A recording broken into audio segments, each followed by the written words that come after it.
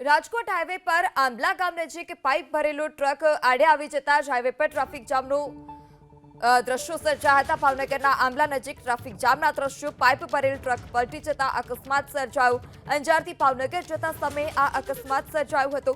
અકસ્માતને પગલે હાઈવે પરનો એક તરફનો રસ્તો બંધ કરવાની પણ ફરજ પડી હતી। તો પાઇપ ભરેલો ટેમ્પો જઈ રહ્યો હતો, જે પલટી જતા ટ્રાફિક જામની જે સ્થિતિ હતી તે સ્થિતિ જોવા મળી હતી। ભાવનગરના આંબલા નજીક આ ટ્રાફિક જામ સર્જાયો હતો। રસ્તા પર પાઇપો પણ વેરવિખેર જોવા મળી હતી। તો જે ટ્રક છે તે ટ્રકનો પણ કૂચો બોલી ગયો હોય તે પ્રકારના આ દ્રશ્યો સામે આવ્યા છે। અંજારથી ભાવનગર જતા સમયે આ અકસ્માત સર્જાયો હતો।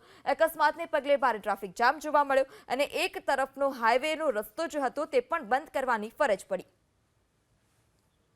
અકસ્માત બાદ ભાવનગરના આંબલા નજીક ટ્રાફિક જામ સર્જાયો હતો। જે પાઇપ હતી તે પાઇપ પરી આ ટ્રક જઈ રહ્યો હતો અને ટ્રક પલટી જતા આ ટ્રાફિક જામ સર્જાયો હતો। રસ્તા પર ટ્રક પલટી જતા રસ્તા પર વેરવિખેર પાઇપ જોવા મળી હતી। જે ટ્રક હતા તે ટ્રકના પાર્ટ્સ પણ રસ્તા પર વેરવિખેર જોવા મળ્યા।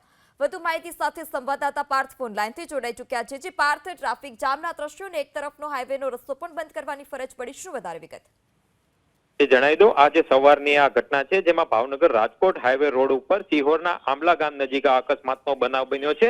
આજે લોખંડનો ટ્રક છે તે ભરીને જઈ રહ્યો હતો, એ સમયે આ બનાવ બન્યો છે। અંજારથી ભાવનગર આવી રહ્યો હતો એ વેળાએ આ બનાવ બનતા આજે આ દ્રશ્યો જોઈ શકો છો કે જે અકસ્માતની ઘટના બની હતી તેમાં આ જે ટ્રક છે તેમના ટૂંક થઈ ગયા હતા અને ચારેકોર રોડની વચ્ચે વિખેરાઈ ગયા હતા, જેના કારણે જે હાઈવે રોડ ઉપર એક તરફનો માર્ગ છે તે બંધ કરી દેવાની ફરજ પડી છે અને હાલ ટ્રાફિક જામના પણ દ્રશ્યો જોવા મળી રહ્યા છે। હાલ હાઈવે રોડ એક તરફનો રોડ છે એ શરૂ છે, પરંતુ આ જે ઘટના બની છે તેમાં કોઈ જાનહાનિ થઈ નથી, પરંતુ આ જે અકસ્માતનો બનાવ બન્યો છે તેને લઈને ડ્રાઈવરને ઈજા પહોંચી છે, જેમને સારવાર માટે ખસેડવામાં આવ્યો છે અને હાલ ટ્રાફિક દૂર કરવા માટે સ્થાનિક પોલીસ દ્વારા કમર કસવામાં આવી છે।